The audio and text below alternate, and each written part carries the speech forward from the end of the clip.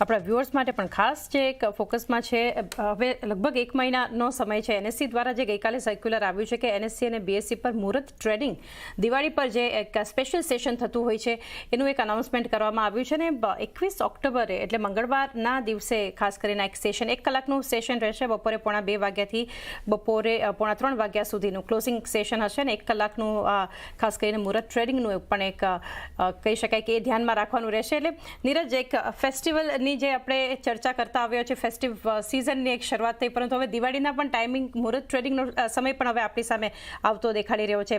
તો એ બની શકે, કારણ કે આ વર્ષે અગર તિથિ લેખે જોઈએ તો 2 દિવાળી જે છે એ પણ એક બતાવી રહ્યું છે કે કારણ કે મહત્વનું એ છે કે સમય બદલાવ કરવામાં આવ્યો છે. સાંજના સમયે જનરલી આપણે જોતા હોય છે કે મુહૂર્ત ટ્રેડિંગ કરવામાં આવતું હોય છે, પરંતુ નીરજ બપોરનો સમય છે ખાસ કરીને, એટલે ઘણો આપણને પણ ટાઈમ મળશે એકવાર મુહૂર્ત ટ્રેડિંગ અટેન્ડ કરી અને ખાસ વ્યુઅર્સ માટે આપણે એક સ્પેશિયલ રજૂઆત લઈ આવીને પછી આપણા માટે પણ સમય છે. ના, ખરેખર કાલે આ સમય જોઈને હું વધારે ખુશ થયો હતો, કારણ કે જ્યારથી હું અહીં લાગ્યો છું ત્યારથી જોડાયો છું સીએનબીસી બજાર સાથે, ત્યારથી જોયું છે કે મુહૂર્ત ટ્રેડિંગ હંમેશા સાંજે 5 થી 7ની વચ્ચે રાખવામાં આવે છે અને દિવાળીના દિવસે હોય એટલે સાંજે આપણે ફેમિલી સમય પણ ના આપી શકીએ. પરંતુ કદાચ લાગે છે કે મારા અંદરના મનની જે થોડીક વિડંબના હતી એનએસસી અને બીએસસીના મેનેજમેન્ટે કદાચ સાંભળી લીધી છે કોઈક રીતે અને બપોરે ટાઈમ શિફ્ટ કર્યો છે. જોકે ખાસ કરીને આ જે સમય છે એટલા માટે પણ અમુક વખત નક્કી કરવામાં આવતો હોય છે કે કયા દિવસે કેવા મુહૂર્ત છે એને પણ એ લોકો ધ્યાનમાં રાખતા હોય છે, કારણ કે આપણે હંમેશા સારા મુહૂર્તની અંદર નવું વર્ષ શરૂ થતું હોય એટલે નફાના સોદા આપણે કરવા માગતા હોઈએ, એટલે એને પણ એક વસ્તુ અહીંયાથી ધ્યાનમાં રાખવા માટેનું ફેક્ટર હોઈ શકે છે. પરંતુ જે રીતથી આપણે અત્યારે બજારમાં જોઈ રહ્યા છીએ, ન માત્ર મુહૂર્ત ટ્રેડિંગનો સમય જુઓ, ઓપ્શન ટ્રેડિંગને લઈને કે પછી એક્સપાયરીને લઈને કે ઇન ધેટ કેસ એક્સપાયરીને રિલેટેડ કે ફ્યુચર્સને લઈને પણ આપણે ઘણા બધા પરિવર્તનો આવતા જોયા છે.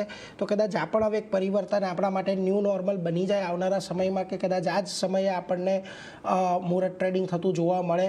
તો એક બધા માટે સારી વાત એ પણ છે કે આ સમય જો થોડોક બપોરનો પણ કરવામાં આવે તો લોકો ઓફિસ સમય દરમિયાન પણ મુહૂર્ત ટ્રેડિંગ કરી શકે, કારણ કે મોટેભાગે થતું કેવું હોય ને કે દિવાળીની ચોપડા પૂજનની પણ જે પરંપરાગત આપણી વિધિ છે એ આપણે મોટેભાગે સવારે રાખતા હોઈએ છીએ. ઘણા કેસીસની અંદર કે જે લોકો મોટેભાગે અમદાવાદ અને સુરત જેવા શહેરોમાં કે જ્યાં આગળ લોકો વેપારીઓ બહારગામના હોય તો તેઓ મોટેભાગે વહેલી સવારે પૂજા કરીને પછી બપોરે પોતાના ઘરે કે ગામ કે પોતાના વતન નીકળી જતા હોય એવું પણ બની શકે. એટલે આ બધી ફેક્ટર્સને પણ થોડાક આપણે ધ્યાનમાં રાખવા જોઈએ. પરંતુ એક સારી વાત છે બપોરનો સમય અહીંયાથી કરવામાં આવ્યો છે. બાકી મુહૂર્ત ટ્રેડિંગને લઈને તો આપણે જોઈએ છીએ દર વખતે કે કેટલો ઉત્સાહ હોય છે.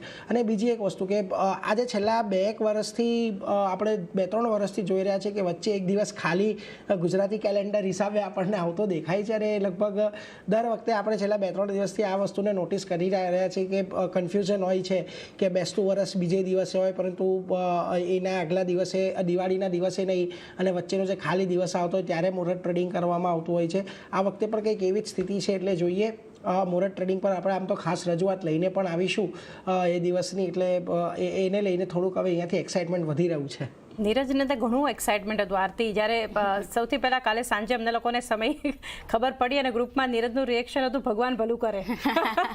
કારણ કે જે રીતે નીરજે જણાવ્યું અહીંયા કે અમદાવાદ, સુરત અને એક સ્વાભાવિક છે કે દિવાળી એટલો મોટો ફેસ્ટિવલ છે કે જ્યારે બપોરનો સમય સાંભળવા મળ્યો આપણને લોકોને એક અલગ જ રિએક્શન હતું કે ચલો બપોર પછી ફ્રી, ખાસ રજૂઆત પણ લઈને આવીશું અને દિવાળીનું એક પ્લાનિંગ મુહૂર્ત ટ્રેડિંગ પણ થશે એ પછી ફ્રી.